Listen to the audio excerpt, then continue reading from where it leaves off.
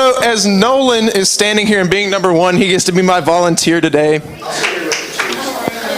And so what Nolan's going to do is he's going to walk around the circle, and you all get 5 seconds max to feel around at the bottom of the box and figure out what's in the box. Don't yell out your guess right away because you don't want to ruin it for everybody else. But while he's doing that, I'm going to tell a story. And if you're really smart, it'll help you figure out what's in the box. Okay? So get started. Go quick. All right. So, to set the stage, there's 3 men. And they're philosopher type people. Okay? And so they're very wise people. They have a lot of answers and a lot of opinions. And so they get into an argument one day about an animal. Now, I forgot to mention earlier that these men are blind. And so, blind. Not blonde, not like me, they're blind. But I'm also a little blind because I have glasses too. They're blind, not blonde. And so, being blind, they approach the animal from different sides, and they feel different parts of this animal. And so naturally, after feeling the animal, they gather back together and say, this is what I think this animal is, having felt this one part. The other says, no, it's not that animal, because I felt this part of the animal, and it's something completely different. And then the third said pretty much the same thing. And so right now, you guys are living out this story. You can't see the animal that's in that box, hopefully, if I did it right. And you're feeling different parts of the animal. And so we're all going to have different guesses as to what the animal is, unless you're all very smart and talk to each other and figure out what the animal is. But I hope that doesn't happen because it's going to defeat my point. All right, 5 seconds max. Move quick. Drop it to 3. Drop it to 3. Just stick your hand in there, touch it, and then move on.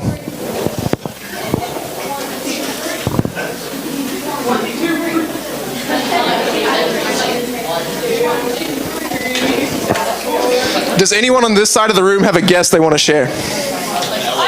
Nate says an elephant. You say an elephant. Is everyone saying elephant? What do you say? A hippo. Okay. Anybody different from an elephant or a hippo? Dinosaur. Ooh. Anybody else? Anybody think different than an elephant, hippo, or dinosaur? We've got 3, so that's perfect, but I'll take 4. A horse? All right, that's a good guess. You have a guess? A frog?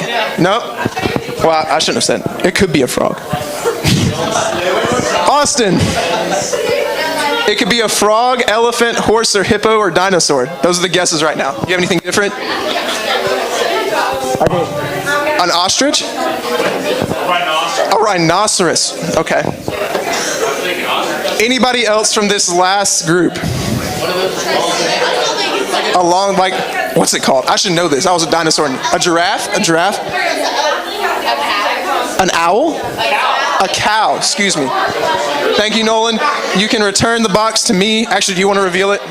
You know what it is. I told you. What is it, Nolan? I think it's an elephant. You know it's an elephant. I told you what it was. Pull it out. See, it's an elephant. There you go. So, as I continue throughout my lesson, I'm just going to let y'all pass this around, and I want you to feel or find the part that made you think it was something different than an elephant, and think about that. All right? That way it'll keep y'all busy and paying attention. So, continuing in this story theme, obviously I'll be talking about Job later today. But I'd first like to start with just a little context about me and how I came to decide to preach on Job. Just last night, I was in Huntsville, Alabama, because my girlfriend's father had passed away. Earlier in the week, or actually the same day as yesterday, there's a protest going on. Now, for those of you who were able to go to the service that was held at the same time, Tamarcus Cook is the pastor at St. Smyrna. Me and him have been talking about it all week because he's also a fellow student of mine at Emory. So we've been thinking about this all week. In addition to the test I had earlier this week, as well as many other assignments. Finding out my girlfriend's dad had died on Tuesday when I have all my classes. I'm literally in class from 8 to 9 o'clock at night on Tuesdays.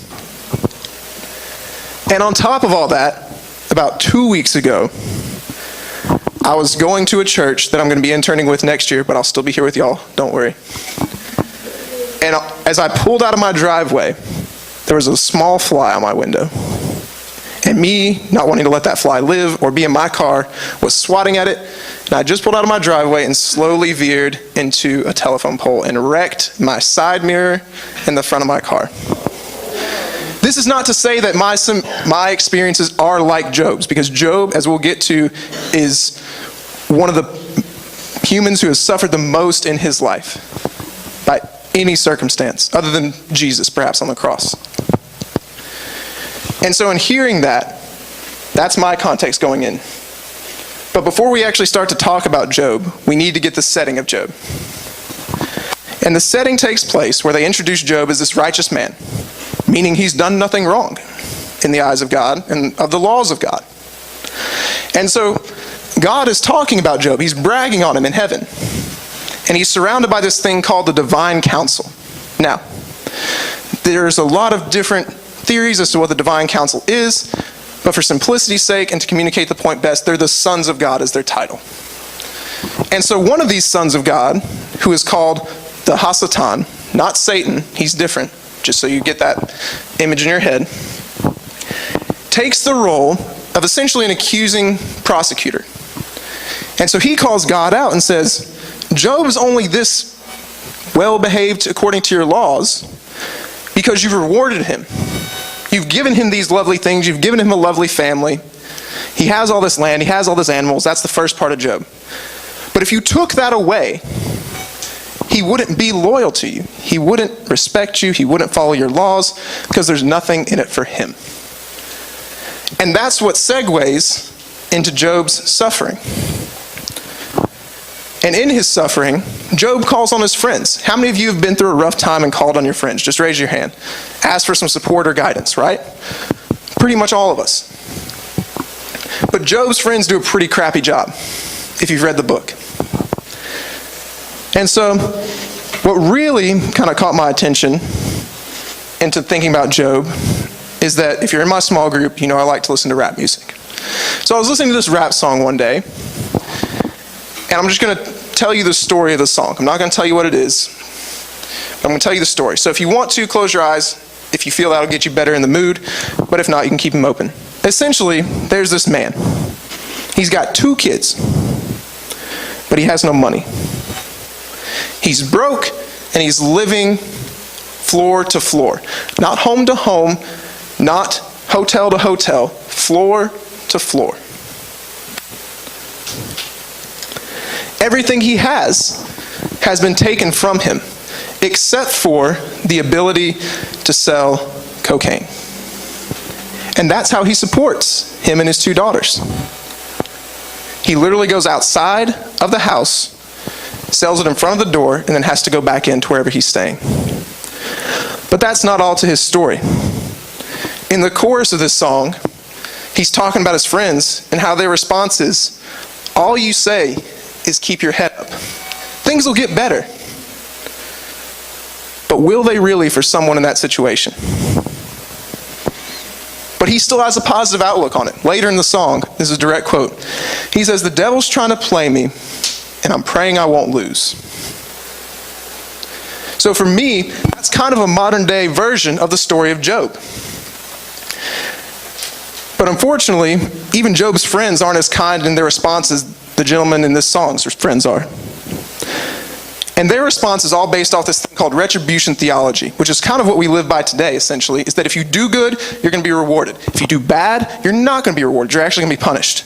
And so they're talking throughout this whole 38 chapter book, depending on the version, about how Job messed up. There's essentially the intro to the divine council and then the end, which I'll get to at the end. But all in the middle, they're trying to figure out how Job screwed up so bad and why God's punishing him. And so, the point in hearing all these critiques is the limits of human understanding and intellectual reasoning. Can we go to the next slide? Thank you. And so there on the left for me is the divine council, and on the right, here is Job and his friends. I want you to take a look at how Job looks. You can clearly tell who he is. If you need me to move, I will. And his three friends are sitting there thinking. They're thinking philosophically about how he could have gone wrong. That's the position they've taken. And so, throughout all this suffering and throughout all these back and forths philosophically on arguments, the overall point of this book is to guide the reader to God and suffering. But unfortunately, Job and his friends aren't getting there yet. Which brings me to one of Job's responses to his friends, which is the main passage I'll be focusing on today, which is Job 28. But where shall wisdom be found, and where is this place of understanding? Mortals do not know the way to it, and it is found in the land of the living. The deep says, it is not in me, and the sea says, it is not with me. It cannot be gotten for gold, and silver cannot be weighed out as its price. Where then does wisdom come from, and where is the place of understanding? It is hidden from the eyes of all living, and concealed from the birds of the air. Abaddon and death say, we have heard a rumor of it with our ears. God understands the way to it, and he knows its place. For he looks to the ends of the earth and sees everything under the heavens. When he gave the wind its weight and apportioned out the waters by measure, when he made a decree for the rain and a way for the thunderbolt, then he saw it and declared it. He established it and searched it out. And he said to humankind, truly the fear of the Lord, that is wisdom, and to depart from evil is understanding. Wisdom belongs properly to God, as this passage says. And for Job, it's associated with creation and identified in the law given in different Old Testament books. But the story of Job as a whole is specifically about wisdom. It's in a genre called wisdom literature. And I know this sounds like a lecture right now, just to take a brief pause, but I'm running through my points. I'm going to tie it all together. I promise. Wisdom literature's goal is to transmit the lesson of experience that we have in life so that one may learn to cope with life. The teaching conveys certain goals such as self-control, especially in speech, which is demonstrated in Job, honesty, and diligence. And so what is the point I'm trying to make with all this wisdom talk about Job's friends? What's the point I'm trying to make in understanding this suffering? The point I'm trying to make is something y'all sang this morning, is trust in God. If you can go to the next slide. Now, while I used an elephant for my example, there are two magnificent beasts mentioned at the end of Job that God uses to put Job in his place. The first one on top is called a behemoth. Often people associate it with a hippo if it were to be a normal animal. And then the Leviathan, which is a monstrous sea creature, which people often compare to a crocodile or an alligator. And the point is that God finally responds to Job towards the end of the book. And he shows him these two creatures, how complicated they are, their role in their ecosystem, and saying, I made these things. You couldn't even defeat them. I control them. They're in my power. He essentially takes Job across the planet, and in some interpretations across the universe, showing Job just how complex everything is, because Job had tried to put God on trial. He was using this retribution theology of, I've done all this good, God. Why is this bad happening to me?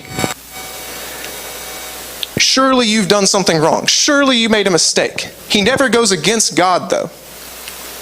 And if you remember back to the divine council, the Hasatan is the accusing prosecutor, right? He's hoping God loses. He's presented a challenge to God. And God's challenge, or success in the challenge, is dependent on Job's actions.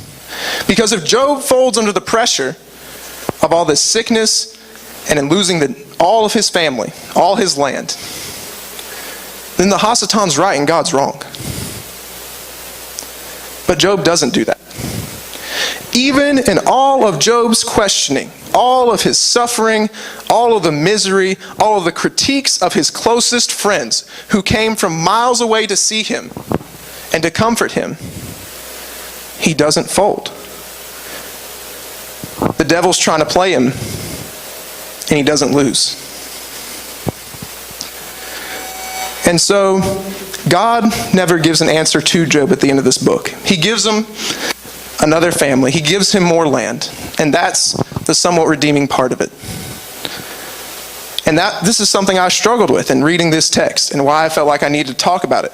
Because in preparing for this, I was assuming that the protest yesterday was going to go horribly wrong. And I'm like, what do I say to these people if something does go wrong? How do I overcome that? How do I overcome all the negative experiences in my life, in y'all's life? How do I give a valid answer for that? And the fact of the matter is, when someone's suffering, there is no valid answer.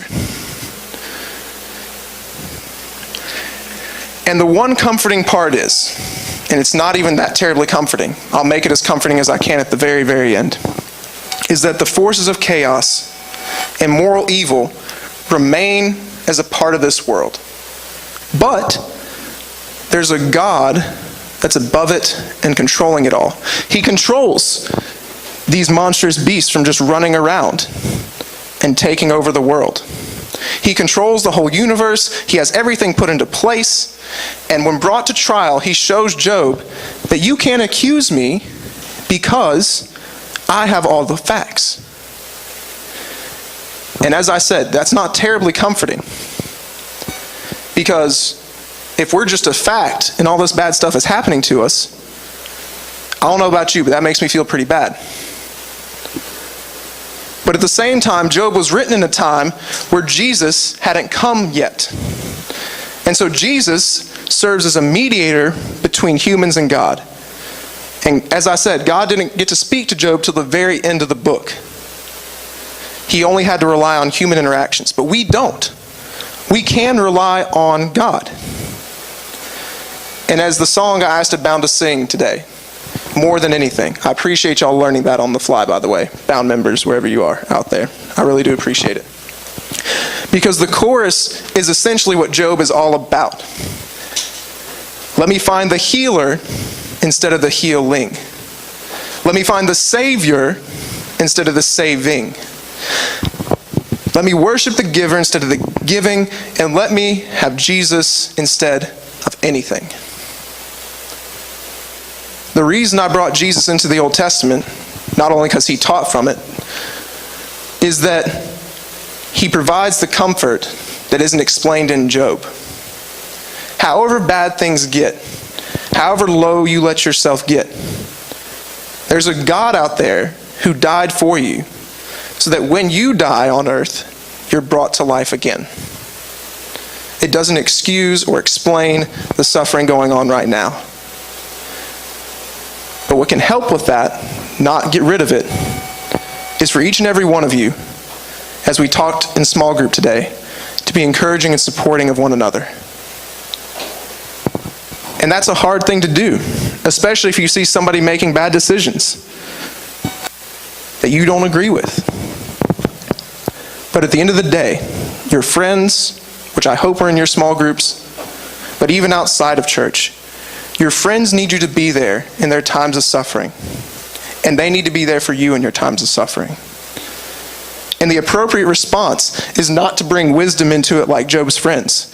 You don't have to have the right thing to say to somebody who's suffering, because there is no right thing to say. You can't explain away the grief of a tragic situation. You can't explain away the loss of a family member. But what you can do is be as comforting and caring to that person as possible. And often, it simply means just sitting with that person. They need somebody around them to help them. They're going to be working through their own stuff in their own head, and you can't be in there. But God can. And your silence allows for a human voice not to distract from God's voice. Which brings me back to the point of what I was saying as my conclusion, which is trust in God. Y'all sang about it this morning if you're in choir. Here's a prime example of how to live it. The next time one of your friends is suffering or in a bad situation, you don't have to say you're praying for them. You don't have to communicate your trust in God. But what you can do is sit there, hug them, whatever they're appropriate with or comfortable with. Just sit there, let them talk if they want to talk. If they don't want to talk, don't talk. Don't try and make a bad situation not bad, because it still is bad. So as you go forth today on this hopefully positive but still